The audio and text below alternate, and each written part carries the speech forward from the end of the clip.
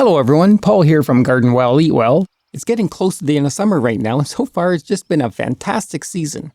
Everything's been growing so well, including the weeds. I've been managing to keep ahead of them for most of the garden, but for some beds, well, they're falling a little behind. This one in particular, my zucchini, it really is a mess. We've actually been picking tons of it, but now the plants are weakening and showing a lot of stress from disease. If yours are looking like this, not to worry. Today I want to show you that there's still plenty of time to clean all this up and turn this bed around.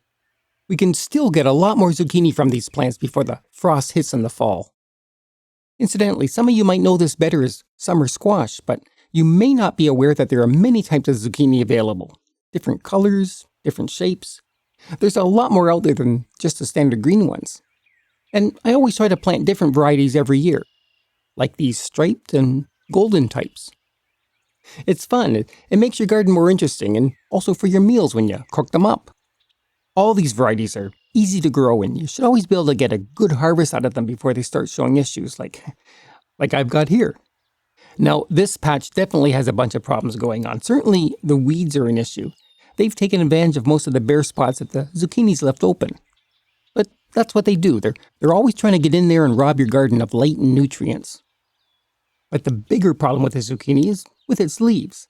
If you notice, a lot of them are starting to get all these white patches. Some just have a few spots on them, while others they're completely covered. This is powdery mildew, and it's very common with zucchini. It's actually a fungus growing on the surface and spreads by releasing spores. They're easily rubbed off and can jump to other plants nearby, so if you don't do anything about it, it can quickly infect and damage the entire bed. So I'll go through and carefully start cutting out the weeds and any of the leaves that are showing signs of mildew. These are just the first things we'll tackle. Just watch your step though. When it's all growing wild like this, it's difficult to see where your plants are.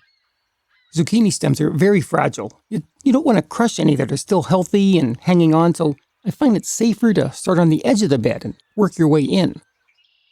For most of the garden, my favorite weeding tool is this stirrup hoe. It's the best. It can normally take out any weed. Doesn't matter, large or small.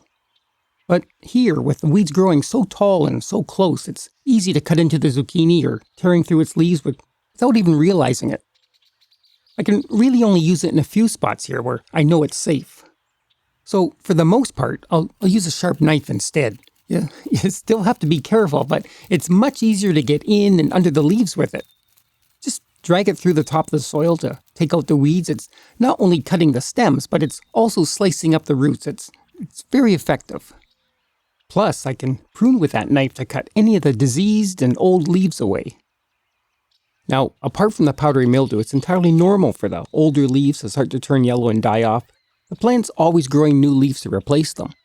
But it's definitely a good practice to remove these leaves once you notice them starting to turn.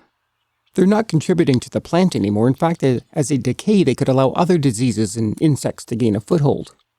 So when you're removing these leaves, don't just yank at them and tear them off. Take your knife and cut the stem about an inch away from the main vine. If the plant is heavily affected by the mildew, then you may find that you have to remove most of the leaves. For some plants, that may look pretty harsh, but it won't take long for new leaves to start growing. Since I'm cutting away so much, the plants need some time to recover. You don't want them using up their energy to try to produce seed right now. So if you come across any zucchini that are mature or a good size for eating, make sure to take those out. That'll let them work at putting out new growth instead. Powdery mildew just grows on the surface of the leaves and won't affect the quality of the fruit. You'll still be able to use all these for eating. As you're working through, you may find that you've got another problem that was hidden in all that growth. Squash bugs. I'm talking about these brownish red dots. They sort of look like seeds just laying on the leaves, but actually these are their eggs and they are firmly attached. They'll lay them on both the top and bottom of the leaves, but they're pretty easy to spot. Luckily, with all this pruning we're doing, that will get rid of a lot of their eggs, and that's the best way to keep their population down. If you do see any of them crawling around, you should try to remove them, because if you start to get too many, they can really affect the health of your plants. I usually just grab them and pinch them, sort of squashing the squash bugs. But these are also a very common problem with zucchini. Now, with any type of squash or melon, you might find at some point that the plant just starts to weaken for seemingly no reason. Here, this one certainly is stunted and the leaves are very limp. It's trying to grow, but looking at the base, there's definitely something wrong here. It's beginning to rot and it's all full of holes. The stem is just falling apart. It's amazing that it's still hanging on. Oh, there it goes. That's done it. But what's gotten in there is a vine borer. It's a type of moth that will lay its eggs at the base of the plant, and when they hatch, they burrow in and start feeding off the vine. They're the worst. This one has had it. Unfortunately, it's completely gone. It's practically mush, and there's nothing left on the stem that can keep growing. You don't want these insects now to get out and crawl to another plant, so just dig up the remaining root and get rid of it all. Just a word about all those weeds and leaves you're pruning out. I've got a whole wheelbarrow full of them. Whatever you do, do not add them to your compost pile. These are all infested with powdery mildew. It's a fungus, so all these leaves will be covered with spores, and then you've got the squash bugs and possibly other insects that might be hiding in there. They could all overwinter in the pile and then infect the rest of your garden next year when you spread the compost around. So just to be safe, you can toss them in the garbage, but I find it's just easier to burn them in the fire. That will kill off everything, and then afterwards, you can take those ashes and safely mix them into your compost so nothing's wasted. I'll even give the wheelbarrow a good spray and clean it out so I'm not transferring the spores around. And I'll do that away from the garden, just another precaution. They'll settle deep into the base of the grass where they shouldn't be any more trouble. And of course, washing your hands and your tools after you're done can also help before you work in the rest of the garden. You know, really, the wind has probably already blown the spores everywhere, but my thinking is the more of them that can be stopped, it just has to help in reducing the spread. And it can't hurt to be cautious either. So here, after all that work, the bed is totally cleaned up. You can barely recognize it. It's a huge improvement. Some of the plants look a little limp, but now that they've got more sun exposure and airflow, they'll start to take off again. I did leave a few smaller zucchini on the vine to keep growing, but with all that pruning, many of the plants are now totally opened up, and some are already poised to produce another crop. This is great. We'll have more to pick in no time.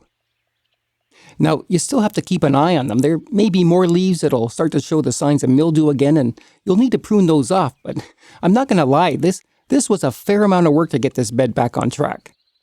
But some of that time and effort could have been saved if I had done one thing earlier, and that's mulching. Many gardeners use straw, but depending on where you go, that can get expensive. For me, whenever I cut my lawn, I use the grass clippings everywhere in the garden for that. It's free and you can't beat that. I always get great results because it keeps the weeds down and helps the soil stay moist during those hot summer days, and it'll even protect your plants from those diseases that could be in your soil by stopping them from splashing up onto the leaves when it rains or when you water. Lots of benefits. As long as you can get in and around the plants, it's never too late to add a layer. Earlier in the season, when I first transplanted zucchini, I never really mulched them, and that's because I just didn't have enough to spread around to do the entire garden. At first, I was able to keep them weeded and looking healthy. I was mulching other areas that I thought needed better protection. But then, with all the heat and rain we got, the bed just took off.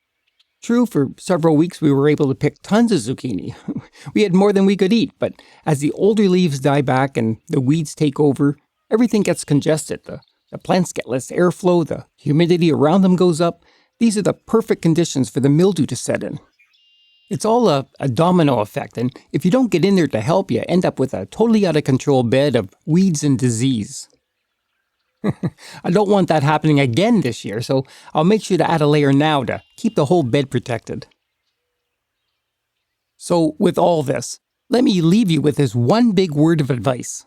Whenever you grow zucchini or even squash or melons, any vine crop that has a tendency to spread out, those are the ones in your garden that you need to mulch first. And you should do it early because later, once the vines get well established and growing everywhere, it's too late then. You won't be able to get in there to properly add the mulch without damaging the plants, so Good thick mulch from the very start. That's the key. Well, we certainly covered a lot in this episode. I hope you found it helpful and learned something new. And if you did, please subscribe if you haven't already. And see you next time here on Garden Well, Eat Well.